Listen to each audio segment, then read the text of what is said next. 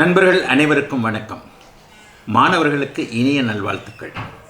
எல்லோரும் நன்றாக இருப்பீர்கள். இப்பொழுது 10 பொருத்தம் என்கின்ற அமைப்பு கடந்த சில காலங்களாக அப்படியே குறைஞ்சிக்கிட்டே வருது அப்படிங்கிறது தான் உண்மை. திருமண பொருத்தத்தை 10 பொருத்தத்தின் மூலமாக மட்டுமே தீர்மானித்து விட முடியுமா?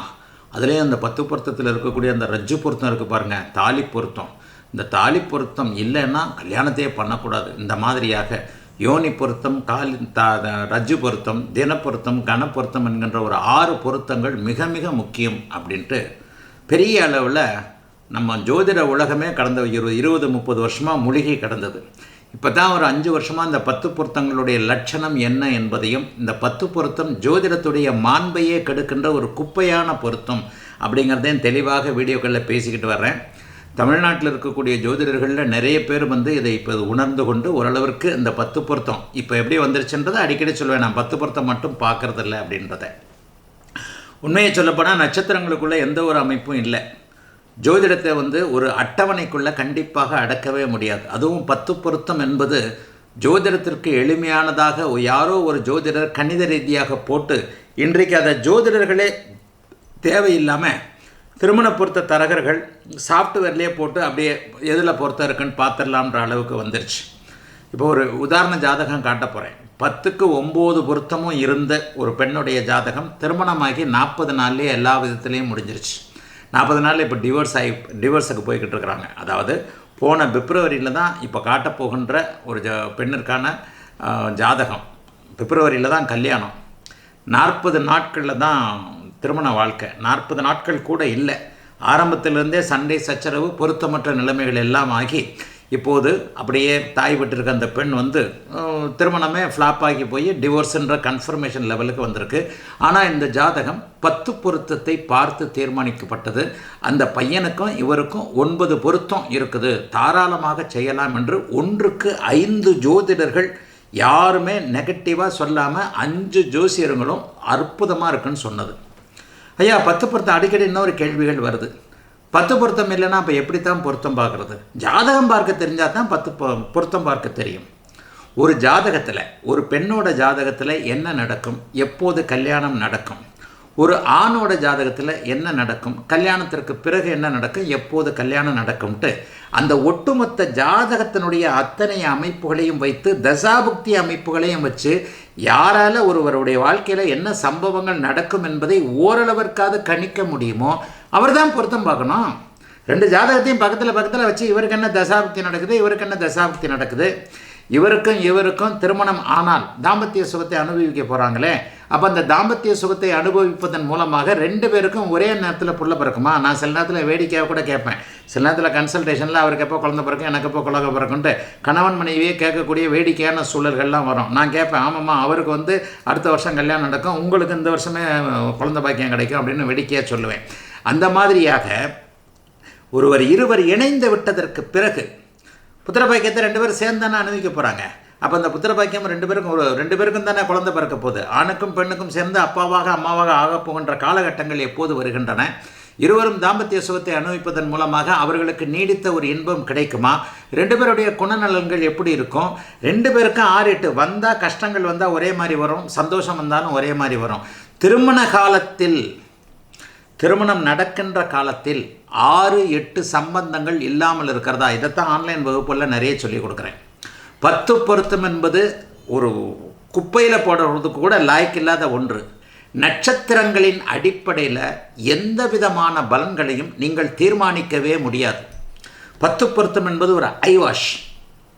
இப்படி இருக்குது அப்படி இருக்குன்னு சொல்லிட்டு அதை தான் நான் சொன்னேன். பலன்களை அட்டவணைப்படுத்த முடியவே முடியாது. எந்த ஒரு ஜோதிட பலனையும் நீங்கள் ஒரு புக்கை பார்த்து படிச்சிட முடியாது. It's A combinations. அந்த புத்தகத்தில் அப்படி இருக்குது, இந்த புத்தகத்தில் அப்படி இருக்குது. நான் ஏற்கனவே ஒன்று வேடிக்கையாக சொன்னேன். 10 பொருத்தம் என்பதை ஜோதிடமே தெரியாத என் பிள்ளை எனக்கு பிறகு எப்படி பழிக்க போகிறானோன்னு சொல்லிட்டு ஒரு அட்டவணையாக ஒரு ஜோசியர் சொல்லி கொடுத்துட்டாருன்னே. அது ஒருவேளை உண்மையாக கூட இருக்கலாம். ஜோதிடமே தெரியாத ஒரு மகனுக்காக ஒரு தந்தை, ஜோதிடம் ஓரளவுக்கு புரிந்த தந்தை, ஜோதிடத்தை எதுவுமே கற்றுக்க வேண்டாண்டானே இந்த மாதிரி இதை பார்த்து இதுக்கு இது பொருத்தம், இந்த நட்சத்திரத்துக்கு இந்த நட்சத்திரம் பொருத்தம் அப்படிங்கிறத பார்த்து கூட நீ சொல்லிடலான்ற மாதிரியாக கொடுக்கப்பட்ட அட்டவணை தான் அந்த 10 பொருத்தம். இன்று வரைக்கும் இத்தனை அமைப்புகளில் நான் ஒரு நாள் கூட 10 பொருத்தத்தை பார்த்ததில் கிட்டத்தட்ட 40 வருடங்களாக நான் ஜோதிட பலன் சொல்லி கொண்டிருக்கிறேன். இத்தனை அமைப்புகளில் நான் ஒரு ஜாதகத்திற்கு கூட 10 பொருத்தம் என்கின்ற அமைப்பை பார்த்ததில் ஆரம்ப காலத்திலேயே என்னுடைய இளம் பருவத்திலேயே இந்த 10 பொருத்தம் என்பது எப்பேற்பட்ட ஒரு கவைக்கு உதவாதது அப்படிங்கிறதுல ரொம்ப தெளிவாகவே நான் இருந்தேன். ஆகவே எந்த ஒரு சூழ்நிலையிலையும் 10 பொருத்தத்தையும் பார்த்துருவோமே அப்படின்னு நினைக்கிறவங்களுக்காக தான் இந்த ஜாதகம். 9 பொருத்தமும் ஒன்றாக இருந்தும் ஒரு பெண்ணிற்கு 40 நாட்கள் கூட கணவனோடு இருக்க முடியவில்லை, திரும்பி வந்துட்டார். திரையில் ஜாதகம் வருகிறது. ஒரு பெண்ணுடைய ஜாதகம் 27/9/1999 மத்தியானம் 12:45 போல ஈரோட்டில் பிறந்த ஜாதகம். திரையில் ஜாதகத்தை காட்டுறேன். தனுசு லக்னம், 2ல் கேது, 5ல் சந்திரன் குரு சனி, 8ல் சுக்கிரன் ராகு. இந்த தசாபுக்தியில் எப்படி கிரகங்கள் விளையாடுகின்றன அப்படிங்கிறதையும் பார்க்கலாம். 10ல் சூரியன் புதன், 12ல் செவ்வாய். பிறக்கும்போது கேது தசையில் 4 வருடம் 7 மாதம் 3 நாட்கள் மிச்சம் இருந்த நிலையில் இப்போ இந்த பெண்ணிற்கு சூரிய தசையில் ராகுபக்தி நடந்துக்கிட்டு இருக்கு, முடிஞ்சிருச்சு. சூரிய தசையில் குருபக்தி நடந்துக்கிட்டு இருக்கு 20/5/2026 முதல் 8/3/2027 வரைக்கும். நவாம்சத்தையும் அப்படியே சொல்லிடுறேன், பார்த்துருங்க. நவாம்ச கட்டத்தையும் காட்டிடுறேன். நவாம்சத்தில் கடக லக்னம், சிம்மத்தில் புதன், துலாத்தில் சனி, விருச்சிகத்தில் ராகு, மகரத்தில் செவ்வாய், மீனத்தில் சூரியன் சுக்கிரன், ரிஷபத்தில் சந்திரன் கேது, மிதுனத்தில் குரு. இதுதான் இந்த பெண்ணோட அமைப்பு. இந்த பெண்ணுக்கு போன பிப்ரவரியில் கல்யாணம் நடந்து 40 நாட்களுக்குள்ளேயே அம்மா வீட்டுக்கு வந்து விட்டார். அதற்கு முன்னாடியும் பிரச்சனைகள், கடுமையான பிரச்சனைகள். சொந்த பிரச்சனைகளுக்குள்ளே போக வேண்டாம். கடுமையான பிரச்சனைகள். இனிமேல் இவர்கள் சேரப்போவதே இல்லை. நானும் ப்ரெடிக்ஷன் கேட்கும்போது ஐயா இந்த மாதிரி 5 ஜோசியர்கள் 10 பொருத்தம் பார்த்தோம், 5 ஜோதிடர்கள் 10 பொருத்தத்தில் 9 பொருத்தம் நன்றாக இருக்கிறது, இவர்கள் இருவரையும் தான் நல்லா இணைக்கலாம்னு 5 பேர் சொன்னதுனால தான் நான் நம்பி கல்யாணம் பண்ணேன். என்ன ஆச்சு ஏதாச்சு அப்படின்னு கேட்டாங்க. எப்போவுமே நான் விதிகளோடு பலன் சொல்லக்கூடியவன்னு உங்களுக்கு தெரியும். பொத்தாம் பொதுவாக எந்த ஒரு முறையை குறை சொல்கிறதும், பொத்தாம் பொதுவாக எதையும் சொல்லிக் கொடுக்குறதும் என்னுடைய வழக்கத்திலேயே கிடையாது. எனக்கு நன்றாக தெரியாத ஒன்றை நான் எந்த நேரத்திலையும் என்னுடைய மாணவர்களுக்கும் என்னுடைய ஃபாலோவர்களுக்கும் நான் சொல்லவே மாட்டேன். 10 பொருத்தம் ஒரு குப்பை அப்படிங்கிறத பல 1000 ஜாதகங்களில், இந்த மாதிரி ஜாதகங்களில் பார்த்ததற்கு பிறகு நட்சத்திரங்கள் எதையும் தீர்மானிக்க முடியாது என்பதை தெரிந்ததற்கு பிறகு, அதுவும் இந்த திதி யோகம் கரணம் நட்சத்திரம், ஐயோ அப்பா, எப்போ ஒரு பஞ்சாங்க முகூர்த்த கணக்குகளுக்கும் தனி மனித ஜோதிட கணக்குகளுக்கும் உங்களுக்கு வித்தியாசம் தெரியாமல் இருக்கிறதோ அப்போ வரைக்கும் நீங்கள் ஜோதிடராக முழுமையாக ஆகவே முடியாது. திதி யோகம் கரணமெல்லாம் அந்த இது திதி சூன்யம்னு சொல்லுவாங்களே, இதெல்லாம் வேற திதி சூன்ய ராசியாக இருக்குது, இது பொருந்தாதுன்னு. ஐயா, அந்த திதி சூன்யம்ன்றது முகூர்த்தம் வைக்கிறதுக்கு அந்த இடத்துல அந்த திதி சூன்ய ராசிகளில் முகூர்த்தம் வைக்காதுன்னு சொன்னது தானே தவிர பிறந்த ஜாதகத்துக்கும் திதி சூன்யத்துக்கும் அர்த்தம் ஸ்தான பிராப்தி கூட கிடையாது. திதி யோகம் கரணம் நட்சத்திரம் போன்றவைகள் எல்லாம் பொதுவான ஒரு பலன்களை சொல்வதற்காக, பொதுவான ஒரு பலன்களை அறிவதற்காக அந்த காலத்திய மனிதர்கள் செய்த முயற்சி. அதை கடந்த இப்போ தனி மனித ஜாதகம் எங்கெங்கே இருக்குது, ஆதிபத்தியங்கள் காரகத்துவங்களில் அந்த பாவகங்கள்லேயும் அந்த கிரகங்கள்லேயும் தான் இருக்கின்றத பெரிய அளவில் கண்டுபிடிச்சி இப்போ இன்றைக்கி நம்ம எங்கேயோ போய்கிட்டு இருக்கோம். ஆனாலும் சாஃப்ட்வேருக்குள்ளே அடக்கி ஜோதிடத்தை சொல்லிவிட முடியும் என்கின்ற நம்பிக்கையில் இருப்பவர்கள் தான் இன்னும் நட்சத்திரங்களை உப நட்சத்திரம், அந்த சிஸ்டம் இந்த சிஸ்டம் அப்படின்னு பிடிச்சிக்கிட்டு தொங்கிக்கிட்டு இருக்கிறாங்களே தவிர உறுதியாக நீங்கள் 10 பொருத்தம் உள்ளிட்ட நடக்கின்ற சம்பவங்கள் உள்ளிட்ட எதையுமே நட்சத்திரங்களில் மட்டும் தீர்மானிக்க முடியாது. அடிக்கடி ஆன்லைன் வகுப்புகளில் சொல்லிக் கொடுப்பேன். நட்சத்திரங்கள் ஒரு கிரகம் எங்கே இருக்கிறது என்பதை சொல்லுகின்றன. ஆனால் ஒரு கிரகம் எப்படி இருக்கிறது என்பதை வைத்துத்தான் பலன், அதை சுபத்துவ பாவத்துவ சூட்சும உளவை தீர்மானிக்கிறது என்பது தான் உண்மை. இந்த கருத்து, இந்த அமைப்பு புரிந்தவர்களுக்கு மட்டும்தான் ஜோதிடம் டக்குன்னு பிடிபடுமே தவிர ஒரு சாஃப்ட்வேரை வச்சுக்கிட்டு தினப்பொருத்தம் இருக்கிறதா, கணப்பொருத்தம் இருக்கிறதா, ரஜ்ஜு பொருத்தம் இருக்கிறதா என்று என்றைக்கு நீங்கள் அந்த தாராபலன், அந்த வதை வைநாசிகம், இந்த வைநாசிகம்னு இன்றைக்கு நீங்கள் போகிறீர்களோ, நட்சத்திரங்களின் பின்னால் ஒருவர் போகும் பொழுது அவர் ஜோதிடத்தில் முழுமையடைய முடியாது. ஜோதிடத்தில் ஆரம்ப நிலையில் தான் அவர் இருப்பார் என்பது தான் கிட்டத்தட்ட. இதை சொல்கிறதுக்கு அனுபவம் இருக்காயா? எனக்கு இருக்குதுங்க.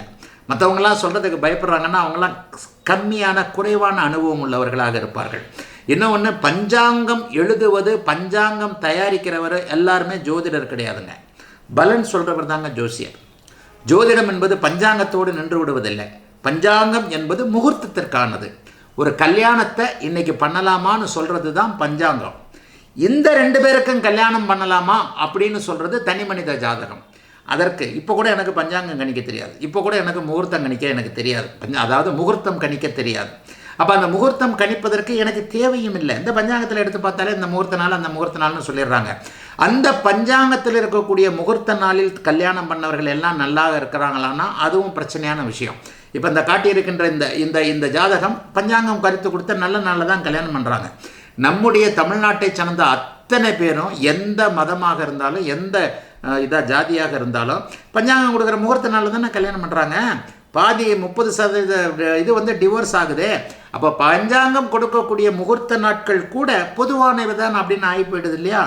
ஆகவே தனிமனித ஜாதக பலன் என்பது வேறு. நட்சத்திர பொருத்தம், நட்சத்திர பொருத்தத்திற்கு அப்பாற்பட்டு திதிசூன்யம், யோகம், திதி, கரணம் என்கின்ற அத்தனை அமைப்புகளும் வெறுமனே ஒரு பொதுவான முகூர்த்த நேரத்தை குறிப்பதற்காக உள்ளது என்பதை தான் நீங்கள் தெளிவாக புரிஞ்சுக்கணும். சரி, இந்த பெண்ணிற்கு ஜாதகத்துக்கு வந்துடுவோம். ராசி கட்டம், இந்த பெண்ணுடைய ராசி கட்டம் இருக்கு இல்லையா? நல்லா பாருங்கள். சூரியதசை ராகு புக்தியில் இந்த பெண்ணுக்கு கல்யாணம் ஆயிருக்கு. நான் எடுத்த இடத்துலேயே கேட்டேன், ஏம்மா சூரியதசை ராகு புக்தியில் கல்யாணம் ஆகணுன்றது விதி. இன்னொன்று தெரிஞ்சுக்கங்க, இந்த மாதிரி ஜாதகங்கள்லாம் பட்டதுக்கு அப்புறம்தான் இதே முடியும். ஏன்னா நடப்பது எதையும் நீங்கள் மாற்ற முடியாது. போன வருஷமே இந்த பொண்ணுக்கு ஒரு பரிகாரத்தை பண்ணியிருந்தால் அது நடக்காமல் இருந்திருக்கும். அப்படிலாம் கிடையவே கிடையாது. ஏனென்றால் இந்த பொண்ணுக்கு சுக்கிரன் பாதிப்பு. 7 நல்ல லெவலில் நல்லா உச்சமாக தான் இருக்கிறாரு. ஆனால் சுக்கிரன் களத்திர காரகனாகிய சுக்கிரன் பாதிக்கப்படக்கூடாது. இன்னொன்று 6, 8ன்னு வரவே கூடாதுன்னு சொல்லுவேன். இங்கே சுக்கிர தசை சூரிய தசை ராகு புக்தியில் கல்யாணம் நடந்திருக்கு. ராகு எங்கே இருக்கிறார்? 8ஆம் இடத்தில் இருக்கிறார். யாரோடு இருக்கிறார்? 6ஆம் அதிபதியோடு இருக்கிறார். களத்திர காரகனோடு இருக்கிறார். எப்பொழுது அவர் யாரோ ஒருத்தர் கூட கேட்டாங்க, 6, 8 தன்மைகள் வரும்போது கல்யாணம் நடந்தால் என்ன ஆகும்? ஒரு இக்கண்ணா இருக்கும்னு சொன்னேன். ஆன்லைன் வகுப்பாக பொதுவான வீடியோவா, என்ன சந்தேகம்னு கிடையாது, தெரியல எனக்கு. ஐயா 3, 7 அல்லது கமெண்ட் பார்த்து ஏதோ ஒன்று பதில் சொன்னேன்னு நினைக்கிறேன். என்ன சந்தேகம் உங்களுக்காக லைவாக கூட இருக்கும். 3, 7, 11 போன்ற அமைப்புகளில் 6, 8 பாவத்துவம் கலந்து இருந்தால் என்ன நடக்கும்? கல்யாணம் நடக்குமா? ஆமாம், கல்யாணம் நடந்தால் ஒரு இக்கண்ணா இருக்கும்னு சொன்னேன். இதுதான் உண்மை. 3, 7, 11 நடக்கும்போது கண்டிப்பாக கல்யாணம் நடக்கும். சுபத்தன்மையோடு இருக்கும்போது கல்யாணம் நடந்து நீடிக்கும். பாவத்தன்மையோடு வரும்பொழுது அந்த கல்யாணம் பிரேக்கப் ஆகும். அல்லது அந்த கல்யாணத்தில் ஒரு பெரிய அல்லது கண்ணுக்கு தெரியாத ஒரு குறை, ஒரு இக்கண்ணா கண்டிப்பாக இருந்தே தீரும். சரி, இந்த இடத்துல பாருங்கள். சுக்கிரன் யாருக்குடையவர்? 11 கூடையவர். அவர் 8ஆம் இடத்தில் இருக்கிறார். 6ஆம் ஆதிபத்தியத்திற்கும் அவரே சொந்தக்காரர். 8க்கு கேந்திரத்திலேயும் 6க்கு 3லையும் இருக்கிறார். ராகு சுக்கிரனுடைய 2 பலன்களையும் செய்யக்கூடியவர். ராகு எப்படி இருக்கிறார்? சூரிய தசை ராகு புக்தியில் இந்த பெண்ணுக்கு கல்யாணம் ஆயிருக்கு. திரையில் தெரியக்கூடிய அமைப்பு. ராகு 8ஆம் வீட்டில், 8ஆம் அதிபதியுடைய வீடு தானே. சுக்கிரதசை சந்திர புக்தியிலையும் சந்திரதசை சுக்கிர புக்தியிலையும் கடுமையான பலன்கள் தனுசு லக்னக்காரர்களுக்கு இருக்கும்னு சொல்லியிருக்கிறேன்னா நம்முடைய மாணவர்கள் நிறைய பேருக்கு தெரியும். தனுசு லக்னக்காரனுக்கு சுக்கிரதசையில் சந்திர புக்தியும் சந்திரதசையில் சுக்கிர புக்தியும் கடுமையான பலன்களை செய்யும். அந்த 2 கிரகங்களின் பாவ சுப தன்மைகளை பொறுத்து. இங்கே சூரிய தசை ராகு புக்தி கிடையாது. இது சுக்கிரதசை சந்திர புக்தி. ஏன்னா சந்திரனுடைய பலன்களை தான் அவர் கண்டிப்பாக செய்வார். சந்திரனுடைய பலன்களை முழுக்க செய்வார்.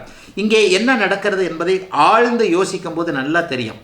சூரிய தசை ராகு புக்தியில் ராகு 8 வீட்டில் அமர்ந்து 6ஆம் வீட்டு அதிபதியுடைய தன்மையை செய்வார். 6, 8ன்னு வந்துருச்சா? 6, 8 இதை கூட ஒரு தற்காலிகமாக வச்சுக்கிட்டாலும் கூட சூரிய தசை போன பிப்ரவரி மாதம் நடந்திருக்கு. ஆனால் யாருடைய கொஞ்சம் டைம் எல்லாருடைய பிறந்த நேரமும் 5 நிமிஷம் 10 நிமிஷம் முன்ன பின்ன வரும்னு சொல்லுவேன். இந்த பெண்ணுக்கு சூரிய திசை ராகு புக்தியில் திருமணம் நடந்து இப்போது பிரிந்து விட்டார். கேஸ் எல்லாம் போயிடுச்சு. அடுத்து இன்னும் ஒரு 1.5 வருஷத்தில் டிவோர்ஸ் கிடைச்சதாமா தீரும்னுலாம் சொல்லிட்டேன். சூரிய திசை சனி புக்தியில் இவர்கள் பிரிந்து தான் ஆக வேண்டும். அதில் எந்த விதமான சந்தேகமும் கிடையாது. சேர்ந்து வாழக்கூடிய அமைப்புகள் துளியும் கிடையாது. இன்னும் நீ என்ன கடவுளா, இவங்க மறுபடியும் காம்ப்ரமைஸ் ஆகி சேர்ந்து வாழ்ந்துட மாட்டாங்களா? கண்டிப்பாக அதற்கமான ஒரு பதிலை சொல்கிறேன். சூரிய தசை ராகு புக்தியில் 6, 8 தொடர்புகள் ஏற்பட்டதால் ராகுவிற்கு 8ஆம் அதிபதியின் வீட்டில் சுக்கிரனோடு இணைந்திருக்கின்ற காரணத்தினால் ராகு தசை இந்த பெண்ணிற்கு திருமணத்தின் மூலமாக அசிங்கம், மனக்கவலைகள், எதிர்காலத்தை பற்றிய கலக்கம், பயம் போன்ற அமைப்புகளை கொடுத்து தாம்பத்திய சுகத்தை கொடுத்து பிரிச்சிருச்சு. 8, 6 சுக்கிரன் 6 கூடையவர், ராகு 8ஆம் வீட்டில் இருக்கிறார். அடுத்து இந்த நீடிக்கணும்னா இந்த சஷ்டாஷ்டகம் வரக்கூடாது. இதுக்கடுத்து சூரிய திசையில் குரு பக்தி நடக்குது. இப்போ ஒரு மாதமாக நடந்துக்கிட்டு இருக்கு, 2 மாதமாக. இந்த சூரிய திசையில் குரு பக்தியும் தசாநாதனுக்கு சஷ்டாஷ்டகம். சூரியனுக்கு 6இல், சூரியனுக்கு 8இல் குரு இருக்கிறார். சூரிய திசை குரு பக்தி ஒரு 11 மாதம் சில்லற, 11 மாதம் 4 நாளோ 11 மாதம் 27 நாளாக வரும். சூரிய திசை குரு பக்தியும் சஷ்டாஷ்டகமாக இருக்கிறது. அதற்கடுத்து நடக்கக்கூடிய சூரிய தசை சனி புக்தியும் அதுவும் சஷ்டாஷ்டகமாக, சனி நீச்சம். சூரிய தசை சனி புக்தியில் இந்த பெண்ணிற்கு டிவோர்ஸ் நடக்கும். சூரிய தசை சனி புக்தியில் டிவோர்ஸ் நடந்து அதனை எடுத்து சூரிய தசையுடைய இறுதியில் தான் ஏதாவது ஒரு வகையில் நல்ல அமைப்புகள், அது அந்த புதன் புக்தியை மட்டும்தான் நல்லதுகள் நடக்கும். ஆக தெளிவாக 6-8 தொடர்புகள் எப்போது வருகிறதோ அப்போது எல்லா இடத்துலையும் ஒரு நல்ல சம்பவம் நடந்தால் அது ஒரு பின்னாடி ஒரு விதமான விளைவுகளை கொடுக்க போகிறது என்பதற்கு அருமையான உதாரணம். இந்த 6-8 மட்டும் மாணவர்கள் புரிஞ்சுக்கணும், ஃபாலோவர்கள் புரிஞ்சுக்கணும். இப்போது நான் சொன்னதைப் போல சூரியன் ராகு புக்தி 6-8 தொடர்பை கொண்டிருந்ததால் தாம்பத்திய சுகத்தை, சுக்கரனுடைய ஒரு ஆணின் அருகாமையை கொடுத்து அதை 40 நாட்களில் பிரித்து அசிங்கப்படுத்தி, கேவலப்படுத்தி, மிக முக்கியமாக மனக்கலக்கத்தை ஏற்படுத்தி ஒரு கல்யாணம் பிரச்சனை ஆகிறதுன்றது 2 குடும்பங்களுக்கும் கடுமையான அமைப்பு. அதுவும் பெண்ணுக்கு பெரிய பாதிப்பு, பெண்ணை பெற்றவர்களுக்கு பெரும் பாதிப்பு இல்லையா? அந்த மாதிரியான அமைப்புகளை அவர்களுக்கு கொடுத்து அதை நீடிக்க வைக்குமா? இதுக்கடுத்து சூரிய தசை குரு புக்தி, சூரிய தசை சனி புக்தி கூட கேந்திர கோணங்களில் வேறு மாதிரியாக இருந்து 7ஆம் பாவகம் வேறு மாதிரியாக இருந்தால் கூட சமாதானம் அப்படி இப்படின்னு ஆகும். சமாதானமே ஆகாது என்பதற்கு தெளிவாக சொல்லிடலாம் அந்த சஷ்டாஷ்டக அமைப்புகளை. இந்த சஷ்டாஷ்டக அமைப்புகள் சூரியனுக்கு 6-8லேயே அந்த 2 வருஷம் புக்திகள் போகுது. 6-8ன்னு வந்துட்டாலே நீங்கள் கோர்ட்டு, வம்பு வழக்கு, போலீஸு, கேஸு, பயங்கரமான பிரச்சனை, என்ன ஆகுமோ ஏது ஆகுமோ அப்படிங்கிற ஒரு கலக்கம், நடுக்கம் போன்றவைகளை நீங்கள் அனுபவித்தே ஆக வேண்டும் அப்படிங்கிறதாங்க விதி. அதில் எந்த மாற்றமும் சர்வ நிச்சயமாக கிடையாதுங்க. ஆக எல்லா நிலைகளிலும் 10 பொருத்தம் என்பதை பார்க்கறது உண்மை தேவை கிடையாது. 10 பொருத்தத்தை எப்படி இடது கையில் வலது கையில் ஒதுக்கி வச்சா கூட கை வேறு இதாகிடும். 10 பொருத்தம் என்கின்ற ஒன்றை எப்போது ஜோதிட உலகம் இப்போதெல்லாம் முழுக்க புரிஞ்சுக்கிட்டே வரீங்க. ஒரு 70% ஜோதிடர்கள் 10 பொருத்தம் யார் பார்க்குறீங்க? ஜாதகத்தை பார்க்க தெரியாத ஜோதிடர்கள் மட்டும்தான் பார்ப்பாங்க. இப்போ நான் சொன்ன மாதிரி பெரும்பாலும் 10 பொருத்தத்துக்கு யாருமே ஜாதகத்தை பார்க்கறதில்ல. இந்த நட்சத்திரமா அந்த நட்சத்திரமா அவ்வளோதான். ஆனால் ஜாதகத்துக்குள்ளே தானே இவ்வளவு இருக்குது. இந்த தசாபக்திகளில் என்ன நடக்கும்ன்றதை இந்த ஜாதகத்தையும் பக்கத்தில் வைத்து இருவருடைய 2, 5, 7, 8ஆம் பாவகங்கள், இருவருடைய லக்ன அமைப்புகள் வலிமையாக இருக்கிறதா, இருவருக்கும் என்ன தசாபக்திகள் நடக்குது. இவர் இப்போ கோர்ட்டுக்கு வந்துட்டார் இந்த பெண்ணு, அப்போ அந்த கணவனும் கோர்ட்டுக்கு தானே வந்திருக்கணும். அப்போ அவருக்கும் அந்த 6-8 தசாபக்திகள் நடக்குதுல்ல.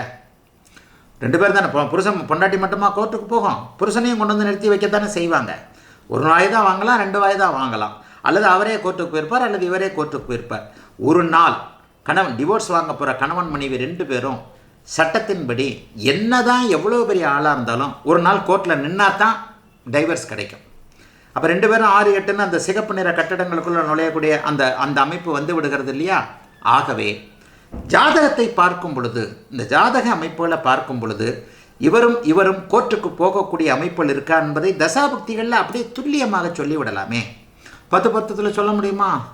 நீங்கள் 2 பேரும் ரஜ்ஜு பொருத்தம் இல்லை, ஆகவே கல்யாணம் பண்ணால் 3 மாதத்தில், ஆனால் என்ன சொல்லுவாங்க, 3 மாதத்தில் ஓடி போயிடுவாங்க, 3 மாதத்தில் செத்து போயிடுவாங்க, அப்படி தான் சொல்லுவாங்க. ஆக ஜாதகம் பார்க்கக்கூடிய ஒரு திறமை, தசாபக்திகளை கணிக்கக்கூடிய அனுபவம், இருவருக்கும் என்ன நடக்கும் என்ற எதிர்காலத்தை உணரக்கூடிய நல்ல அனுபவம் உள்ள ஒரு ஜோதிடரால் மட்டுமே பொருத்தம் பார்க்க முடியும், 10 பொருத்தம் பார்க்க முடியும். அந்த 10 பொருத்தம்ன்ற வார்த்தையே தெரியாமல் தான் வருது. பொருத்தம் என்கின்ற அமைப்பு அதுக்குள்ளே தான் இருக்குது. இந்த 2, 5, 7, 8 பாவங்கள் லக்னம் அமைப்புகள் நன்றாக இருக்கிறதா, தசாபக்தி அமைப்புகள் நல்ல விதமாக இருக்கிறதா என்பதை வைத்துத்தான் இருவரையும் இணைக்க முடியும். 10 பொருத்தம்ன்ற வார்த்தையே தப்பு. இருவரையும் இணைக்கலாமா என்பதை நீங்கள் தீர்மானிக்க முடியுமே தவிர, அதற்கு 9 பொருத்தம் இருந்தும் இந்த மாதிரியாக 40 நாளில் வந்துவிட்ட இந்த பெண்ணும், இந்த பெண்ணை மாதிரி ஆயிரக்கணக்கான ஜாதகங்களும் உதாரணமாக இருக்கிறது என்பதே உண்மை. மறுபடியும் அடுத்த ஒரு பொது வீடியோவில் சந்திப்போம். வாழ்த்துக்கள். எல்லோரும் நன்றாக இருப்பீர்கள்.